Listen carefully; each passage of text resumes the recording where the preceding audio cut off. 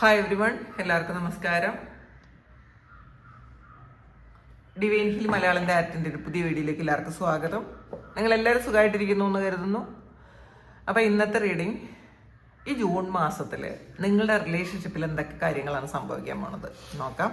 എന്തൊക്കെ മാറ്റങ്ങളാണ് വരുന്നത്, അതുപോലെ നിങ്ങൾ എന്ത് സ്റ്റാൻഡാണ് എടുക്കേണ്ടത് അത് നമുക്ക് നോക്കാം. 8 of Swords,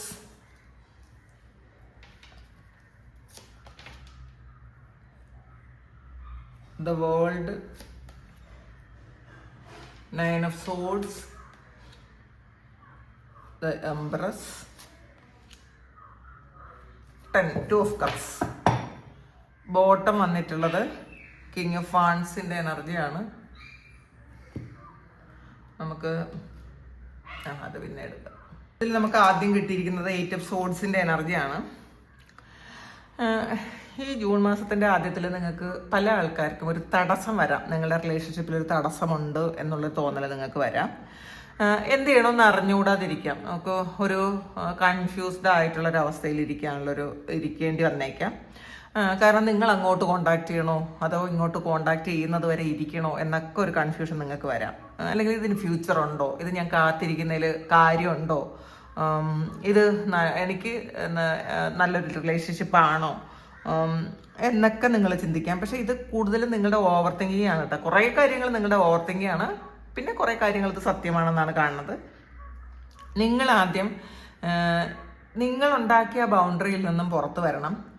മാത്രമല്ല, ഈ ഒരു വ്യക്തി ഇല്ലാതെയും എനിക്ക് സന്തോഷമായിട്ട് ജീവിക്കാം എന്നുള്ളൊരു ആത്മവിശ്വാസത്തിലേക്ക് നിങ്ങൾ ഈ ഒരു മാസത്തിൽ ചെയ്യേണ്ടതാണ് കേട്ടോ. നിങ്ങൾ ചെയ്യേണ്ട കാര്യമാണ് ഈ പറയണത്. എനിക്ക് ഈ ഒരു ആളുണ്ടെങ്കിൽ മാത്രമേ എനിക്ക് പറ്റുള്ളൂ എന്നുള്ളതിൽ നിന്നും ആരും ഇല്ലെങ്കിലും എനിക്ക് ജീവിക്കാൻ പറ്റും എന്നുള്ളൊരു അങ്ങനത്തെ ഒരു ചിന്തയിലേക്ക് നിങ്ങൾ വരണം എന്നാണ്. അങ്ങനെ വന്നാലേ ഇതിലൊരു വിക്ടിമൈസ്ഡ് ലവ് ആണ് വന്നിട്ടുള്ളത്. സ്വയം കുറ്റപ്പെടുത്തി ഞാൻ എന്തിനാണ് ഇതിലേക്ക് പോയത്, ഞാൻ എന്തുകൊണ്ടാണ് ഇതിങ്ങനെ ആയിപ്പോയത്, അതിന്ന് പോയത് എന്തിനാണെന്ന് നിങ്ങൾ എന്നെ ചോദിക്കുന്നു. ഇതിന്ന് പുറത്തു വരാൻ എനിക്ക് പറ്റുന്നില്ലല്ലോ എന്ന് തന്നെ നിങ്ങൾ ചിന്തിക്കുന്നു. അപ്പം അങ്ങനെയല്ല, വിക്ടിം മെൻറ്റാലിറ്റി നല്ലതല്ല. നിങ്ങൾ എങ്ങനെയെങ്കിലും ഇതിന്ന് പുറത്ത് വരാൻ ശ്രമിക്കുക. കാരണം ഇൻഡിപെൻഡൻ്റ് ആയിട്ട് നിന്നാൽ മാത്രമേ നിങ്ങൾക്ക് ഇതിന്ന് പുറത്ത് വരാൻ പറ്റുള്ളൂ. ഇത് പൂർണ്ണമായും പുറത്ത് വരണം എന്നുള്ളതല്ല കാര്യം. ഇതിൽ നിങ്ങൾ ഈ ഒരു റിലേഷൻഷിപ്പിന് ഒരു ബൗണ്ടറി സെറ്റ് ചെയ്ത് വെക്കേണ്ട ആവശ്യമാണെന്നാണ് കാണുന്നത് കേട്ടോ. അടുത്ത് വന്നിട്ടുള്ളത് വേൾഡാണ്.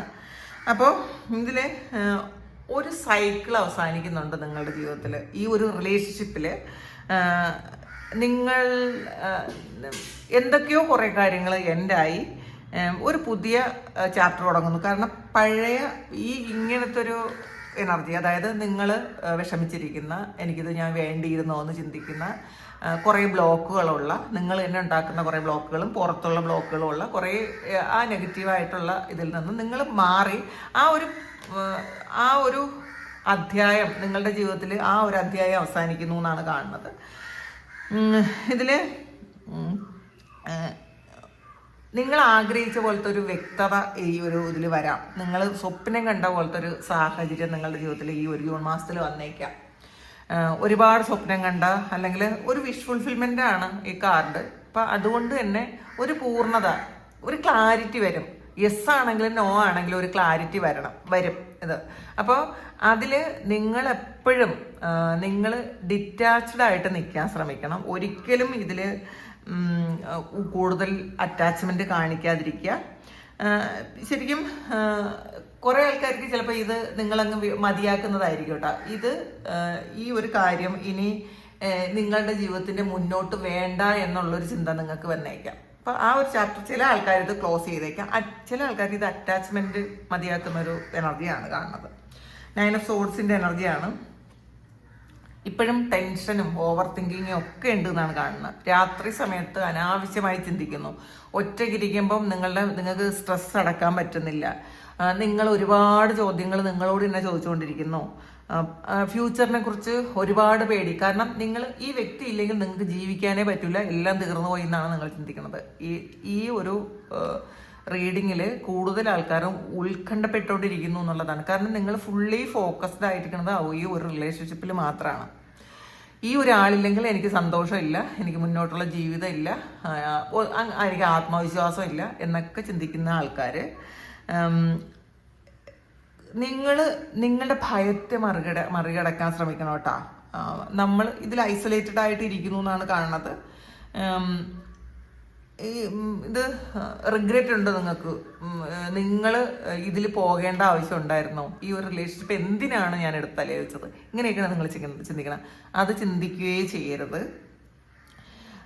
നമ്മളുടെ ഓവർ തിങ്കിങ്, ഇത് ഈ ഡിപ്പെൻഡൻ്റ് ആവുമ്പോൾ ഉള്ള പ്രശ്നമാണ് ഇതൊക്കെ. നിങ്ങൾ സ്വയം ചോദിച്ചുകൊണ്ടിരിക്കും. കാരണം നിങ്ങൾ എന്ത് പറഞ്ഞാലും ആ വ്യക്തി ചിലപ്പോൾ മറുപടി പറഞ്ഞു തരില്ല. നിങ്ങളുടെ ചോദ്യങ്ങളൊന്നും ചിലപ്പോൾ കേട്ടതായിട്ട് പോലും ഭാവിക്കില്ല. നിങ്ങൾക്ക് നിങ്ങളുടെ ആകുലതകളും ഉത്കണ്ഠകളും ഒക്കെ നിങ്ങൾക്ക് മാത്രം സ്വന്തമാണ്. അപ്പോൾ നമ്മൾ മനസ്സിലാക്കാനുള്ളത് എന്താണ്? ഇതിൽ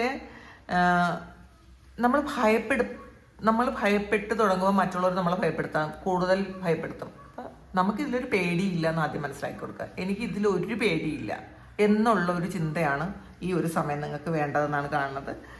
ഇതിൽ അടുത്ത് കിട്ടിയുള്ളത് എംപ്രസ്സാണ്.